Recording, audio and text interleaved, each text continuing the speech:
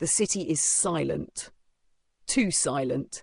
Walking through the deserted streets, Zane hears his feet echo through an unnaturally empty space. The buildings around him stand lifeless, their windows dark and hollow. Something feels off. He lacks memory about his arrival at this place. Before this memory, his last recollection was waking up at home in his bed.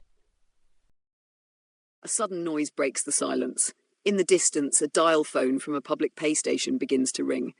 Its piercing tones sounds out of sync, a jarring reminder of an unseen presence. Hesitantly, he picks up the receiver. No dial tone, only silence. Then a whisper seeps through the static. You're not alone. His breath catches. A chill runs down his spine.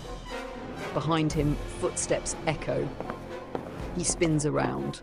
No one's there.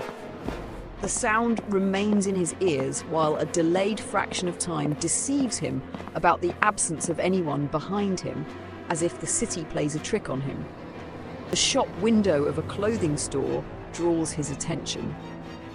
The mannequins inside the shopping area hold a permanent position as they remain stagnant like statues.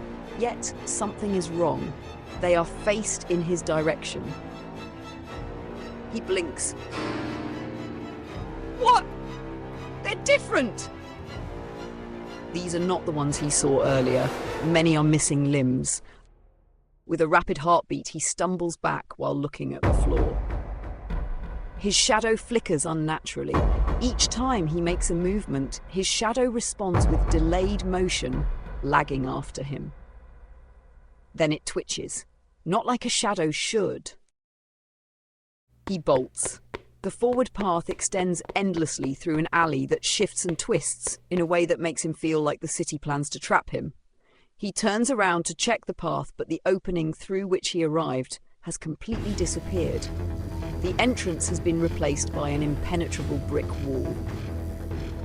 Panting, he steps forward. A street lamp flickers. The light produces irregular pulse patterns that mimic heartbeats, like it's alive.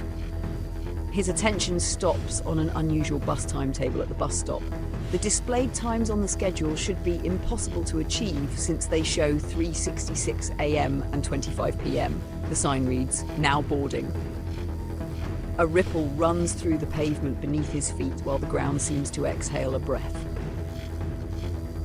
The sky presented itself like a broken film strip, which briefly showed darkness before turning into daytime and then returning to darkness. Then he sees it. He observed a solitary home shining under the night lights as the only lit structure in that entire city. Within the entire urban area, the house stands solitary as the brightest structure. The desperate search for answers leads him to step on the porch. The entrance door remains slightly open. Creak. It opens on its own. Inside the room, a lamp produces dim lighting which reveals the walls containing framed photographs. All of them are of him. A cold shiver runs down his spine as he steps closer, his breath hitching. One by one, he takes them down, his hands trembling, but no matter how many he removes, the walls seem just as full.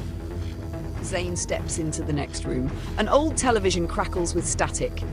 A voice whispers, "Turn around." He turns. The entrance behind him remains empty, but something was just there. He bolts out of the house. The city is utterly still, no wind, no sound. The darkness devours each building in his surrounding one after the other. Zane wakes up with a jolt. His breath is heavy, his body drenched in sweat.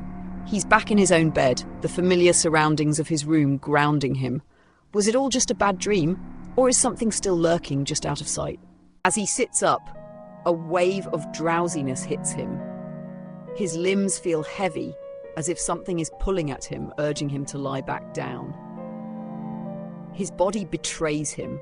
He can't move, can't shake the sensation of an invisible force dragging him back into the bed. He struggles to stay awake, but his eyelids grow heavy. A dark presence seems to fill the room, closing in.